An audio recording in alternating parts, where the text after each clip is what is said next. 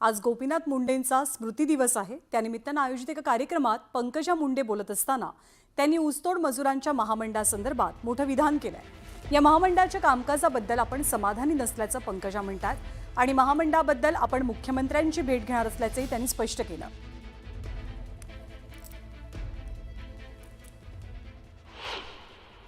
आता त्यांच्या नावावर ऊसतोड महामंडळ देखील स्थापन झालं, परंतु त्याचं प्रभावीपणे काम होत नाही, त्याची अंमलबजावणी प्रभावीपणे होताना दिसत नाही। तुम्ही सरकारमध्ये आहात, यासाठी काही मी पण त्याबद्दल समाधानीच आहे। मी सन्माननीय मुख्यमंत्र्यांशी चर्चा केली आहे। त्यांनी सकारात्मक पावलं उचलण्याची शाश्वती दिली आहे। मी परत चर्चा करणार आहे। सर्व कष्टकऱ्यांसाठी मुंडे साहेब एक प्रतीक होते आणि त्यांचं जीवन कसं असतं, त्यांचं काम हिरावून घेणे त्यांचं जीवन बदललं नाही, त्यांच्या कामाला न्याय देणार। आणि शेतकरी डीएस आज पुण्यामध्ये होते आणि त्यांनी काही महत्त्वपूर्ण वक्तव्य केली। पाकिस्तानची ड्रोन क्षमता ही भारताच्या तुलनेत बरीच कमकुवत आहे। पाकिस्तानला आपण केवळ 8 तासात उद्ध्वस्त केलं असं विधान अनिल चौहान यांनी केलंय। भिवंडीच्या पडघा येथील एटीएसच्या छापेमारीत धक्कादायक खुलासा झालाय। नाचन परिवारानं स्लीपर सेल तयार केले होते अशी माहिती मिळतेय। देशविरोधी कारवाईसाठी हे स्लीपर सेल तयार करण्यात आले होते आणि स्लीपर सेलकडनं मुस्लिम तरुणांची माथी भडकवण्याचं काम सुरू होतं। बीडमधल्या संतोष देशमुख हत्या प्रकरणाची पुढची सुनावणी 17 जूनला पार पडेल। आज पार पडलेल्या सुनावणीत वाल्मिक कराडच्या वकिलानं केलेल्या डिस्चार्ज ॲप्लिकेशनला सरकारी पक्षाचे वकील उज्ज्वल निकम यांनी विरोध केलाय।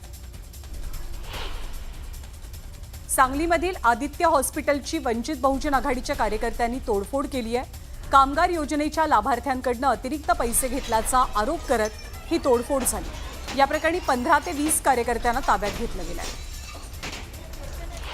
भारताचं सुरक्षा कवच आणखी मजबूत होणार आहे, कारण रशिया 2026 सालापर्यंत सर्व S-400 डिफेन्स सिस्टीम भारताला देणार आहे। राज्य मंत्रिमंडळाच्या बैठकीत महत्त्वाचा निर्णय झाला। कुर्ल्यामधल्या मदर डेअरीची 8.5 हेक्टरांची जागा धारावी पुनर्विकास प्रकल्पाला दिली जाईल।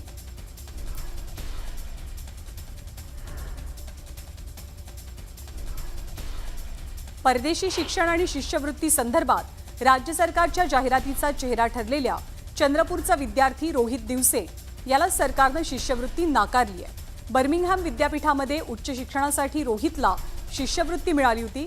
दरम्यान तांत्रिक कारण देत सरकारकडनं ही शिष्यवृत्ती नाकारण्यात आली आहे।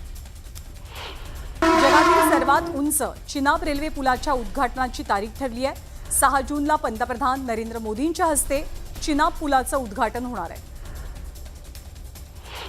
मुंबई विमानतळावरती पार्किंगच्या वादातनं तुंबळ हाणामारी झाली। सुरक्षा रक्षक आणि वाहन चालकामध्ये झालेल्या हाणामारीचा व्हिडिओ व्हायरल होत असून पोलिसांनी वाहन चालक आणि सुरक्षा रक्षकाला ताब्यात घेतलाय। दौंड तालुक्यातील खडकी गावाजवळ एसटी बसचा चालक आणि वाहकावरती दगडफेक झाली। बस थांबवली नाही, या कारणातून ही दगडफेक करण्यात आली। या बसमध्ये एकूण 43 प्रवासी प्रवास करत होते। विक्रोळीच्या कंदमवार नगरमध्ये झाड कोसळून मृत्यू पावलेल्या तेजस नायडूच्या कुटुंबातील एका व्यक्तीला पालिकेत नोकरी मिळावी आणि संबंधित अधिकाऱ्यावरती कारवाई व्हावी, या मागणीचं पत्र समाजसेवक डॉक्टर योगेश भालेराव यांनी पालिकेला सादर केलंय। लोणावळ्यामध्ये पुन्हा एकदा मनसे आणि परप्रांतीय यांच्यात वादाची ठिणगी पडली।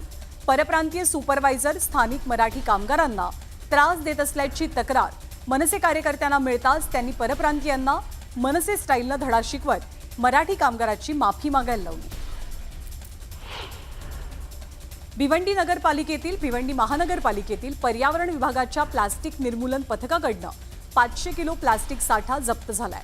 पालिकेकडनं दंडात्मक कारवाई सुद्धा करण्यात आली आहे।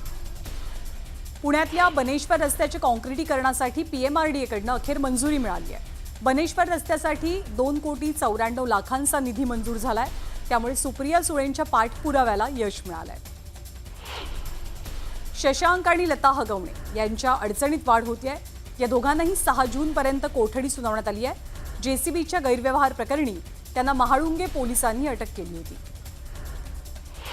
वैष्णवी हगवणे हुंडाबळी प्रकरणी राजेंद्र सुशील हगवणे यांच्या न्यायालयीन कोठडीत 14 दिवसांची वाढ करण्यात आली आहे, तर निलेश चव्हाणची पोलीस कोठडी 4 दिवसांनी वाढवली गेली आहे। पुण्यामध्ये राष्ट्रवादीच्या पदाधिकाऱ्यांकडनं बॅनरबाजी करण्यात आली। अजित पवार शरद पवारांचा एकत्र फोटो झळकवत पुणे महानगरपालिका आपल्याकडेच असावी दोनही पवार एकत्र यावेत अशा आशयाचे बॅनर झळकू लागले. महाविकास आघाडीच्या महिला नेत्यांनी राज्यपालांची भेट घेतली आहे. महिला आयोगाकडनं न्याय मिळत नाही अशी तक्रार करत पूर्ण वेळ काम करणाऱ्या एका महिलेची नियुक्ती महिला आयोगाच्या अध्यक्षपदी केली जावी अशी मागणी या महिला नेत्यांकडनं करण्यात आली. राज्यपालांची भेट घेतल्यानंतर माध्यमांशी संवाद साधताना सुषमा अंधारेंनी महिला आयोगाच्या अध्यक्षा रुपाली चाकणकरांवर हल्लाबोल केला. रुपाली चाकणकर रश्मिका मंदाना आहेत का? चाकणकर कोणत्या क्षेत्रातल्या तज्ज्ञ आहेत असे सवाल उपस्थित करत त्यांनी चाकणकरांच्या राजीनाम्याची मागणी केली. तर विरोधकांची टीका आपण स्वीकारत नाही, त्यांची टीका त्यांनाच परत असं म्हणत रुपाली चाकणकरांनी सुषमा अंधारेंच्या टीकेला प्रत्यक्ष उत्तर देणं टाळलं. वैष्णवी प्रकरणाचा तपास अजूनही सुरू आहे, त्यामुळे आपण पोलिसांना सहकार्य करायला हवं. टीकाकार हे केवळ प्रसिद्धीसाठी टीका करतात असंही चाकणकरांनी म्हटलं. उपसभापती नीलम गोऱ्हे यांनी आज एक महत्त्वाची बैठक बोलावलेली. या बैठकीला स्वतः महिला आयोगाच्या अध्यक्षा रुपाली चाकणकर सुद्धा हजर होत्या. या बैठकीसाठी सर्व क्षेत्रातल्या महिलांना निमंत्रित केलं गेलं होतं. राज्यातील वाढत्या महिला अत्याचाराच्या घटना आणि त्यांच्या निवारणासंदर्भात एक महत्त्वाची चर्चा या बैठकीत पार पडली. राज्य महिला आयोगातली रिक्त पदं भरली जातील, त्याचबरोबर महिलांबाबतच्या विषयावरती विभागीय बैठका घेतल्या जातील असं नीलम गोऱ्हेंनी म्हटलं. तर विरोधी पक्षांनी महिला अत्याचार विरोधी काम करावं, काहींना आरोपांचं भांडवल करायचंय, त्यांच्याकडे आम्ही लक्ष देत नाही असंही गोऱ्हेंनी म्हटलं. मे महिन्यात पडलेल्या पावसामुळे शेतकऱ्यांचं मोठं नुकसान झालंय, मात्र शेतकऱ्यांना अद्याप नुकसान भरपाई मिळालेली नाहीये. अर्थ खात्याच्या चाव्या अजितदादांकडे, तरीही त्यांनी कृषी क्षेत्राला प्रोत्साहन दिलेलं नाही. ही अडचण कृषी मंत्री कोकाटेंनी बोलून दाखवली. या शब्दात राजू शेट्टींनी कोकाटेंसह अजित पवारांना टोलाला लावला. पुण्याच्या नारायणगाव येथील शेतकरी मेळाव्यातनं शेतकऱ्यांनी शेती आणि शेती उत्पादनाबाबत व्यथा मांडल्या. यावेळी यावरनं केंद्रीय कृषी मंत्री शिवराज सिंग चौहान यांनी राज्याच्या कृषी विभागाच्या कारभारावरती प्रश्नचिन्ह सुद्धा उपस्थित केलं. तुम्ही आम्हाला लोकांचं मन जिंकण्याचा मार्ग दाखवलाय, त्यामुळे आम्ही राज्यात लाडकी बहीण योजना राबवली. लाडकी बहीण योजनेमुळे सर्वात मोठा विजय मिळाला. महायुतीच्या विजयाचं श्रेय तुम्हालाही जातं. या शब्दात उपमुख्यमंत्री अजित पवारांनी कृषी मंत्री शिवराज सिंग चौहान यांचं कौतुक केलं. गिरीश महाजनांनी शिवसेनेसंदर्भात केलेल्या वक्तव्याचा संजय राऊतांनी समाचार घेतला. गिरीश महाजनांचा पक्ष तरी जागेवर आहे का? भ्रष्ट ठेकेदार आणि लोक आमचा पक्ष जमीनदोस्त करायला निघालेत. लोकांना धमक्या देऊन पक्ष फोडण्यासाठी भाजपनं गिरीश महाजनांना दलाल म्हणून लेमलंय असा हल्लाबोल संजय राऊत यांनी केला. तर संजय राऊत केवळ बडबडतात, दलाली करण्याचं काम राऊतांनीच केलंय. त्यांच्या दलालीमुळे शिवसेनेचं नुकसान झालंय असा पलटवार गिरीश महाजनांनी केला. काँग्रेसच्या नेत्या यशोमती ठाकूर यांनी नीलम गोऱ्हेंवरती निशाणा साधलाय. आम्ही महिलांची बरीच कामं करतो असं गोऱ्हे म्हणतात, मात्र त्या केवळ स्वतःचंच भलं करतात अशी टीका यशोमती ठाकूर यांनी केली. शिवसेना उभाटाचे नेते सुधाकर बडगुजर यांनी राऊतांच्या नाशिक दौऱ्यानंतर नाराजी व्यक्त केली आहे. संघटनात्मक बांधणी करताना विश्वासात घेतलं गेलं नसल्यानं नाराजी असल्याची कबुली बडगुजर यांच्याकडनं देण्यात आली. नागपूरमध्ये कट्टर विरोधक असलेल्या भाजप आणि काँग्रेसनं आता युती केली आहे. जिल्ह्यातील मौदा खरेदी विक्री संघाच्या निवडणुकीत काँग्रेस भाजप युतीचं पॅनल विजयी झालंय. त्यामुळे एकाकी पडलेल्या अजित पवारांच्या पक्षाचे बाबा गुजर यांच्या पॅनलचा पराभव झाला. विदर्भात वाघांचे हल्ले वाढले आहेत, त्यामुळे नागरिकांमध्ये भीती आहे. त्याच पार्श्वभूमीवर वनमंत्री गणेश नाईकांसह महसूल मंत्री चंद्रशेखर बावनकुळे यांच्यात एक बैठक पार पडणार आहे. मनसे अध्यक्ष राज ठाकरेंनी मुंबई पोलीस आयुक्त देवेन भारतींची भेट घेतली. ही सदिच्छा भेट असल्याची माहिती आहे. गोपीनाथ गडावरती आज महाप्रसादाची पंगत आयोजित केली गेली होती. यावेळी गडावर भाजप नेत्या आणि मंत्री पंकजा मुंडे आणि माजी मंत्री धनंजय मुंडे यांनी पंक्तीमध्ये बसून एकत्रित जेवणाचा आस्वाद घेतला. नागपुरातील जिल्हा परिषदेच्या शाळांच्या निकृष्ट बांधकामासंदर्भात पालकमंत्री चंद्रशेखर बावनकुळेंनी संताप व्यक्त केला. नागपूरच्या जिल्हा परिषदेच्या सभागृहात बावनकुळेंनी आढावा बैठक घेतली आणि यावेळी सर्व शिक्षा अभियानाच्या अधिकाऱ्यांना त्यांनी पैलावर घेतलं. जालन्यातील जाफराबाद तालुक्यात झालेल्या मुसळधार पावसामुळे नळविहिरा येथील शेतकऱ्याचं मोठं नुकसान झालंय. शेतकऱ्याच्या कलिंगडाच्या शेतात अक्षरशः कलिंगडाचा चिखल झालाय. जवळपास 2 लाखांचं नुकसान झाल्यामुळे शेतकरी हैराण आहे. नांदेड जिल्ह्यात पावसामुळे झालेल्या नुकसानामुळे हताश झालेल्या एका शेतकरी कुटुंबातल्या चिमुकलीनं एक व्हिडिओ तयार केलाय. प्रशासन पंचनामे करण्यासाठी शेतात न आल्यामुळे या व्हिडिओच्या माध्यमातून मुलीनं तक्रार केली आणि व्यथा मांडली आहे. हा व्हिडिओ व्हायरल झाल्यावर आमदार राजेश पवार यांनी प्रशासन आणि अधिकाऱ्यांना सोबत घेत थेट चिमुकलीच्या शेतात भेट दिली आणि नुकसानीचे पंचनामे करण्याचे आदेश दिले. शिरूर तालुक्यातील कान्हूर मेसाई येथील वडिलोपार्जित जमिनीच्या वादातनं 2 कुटुंबात हाणामारी झाली.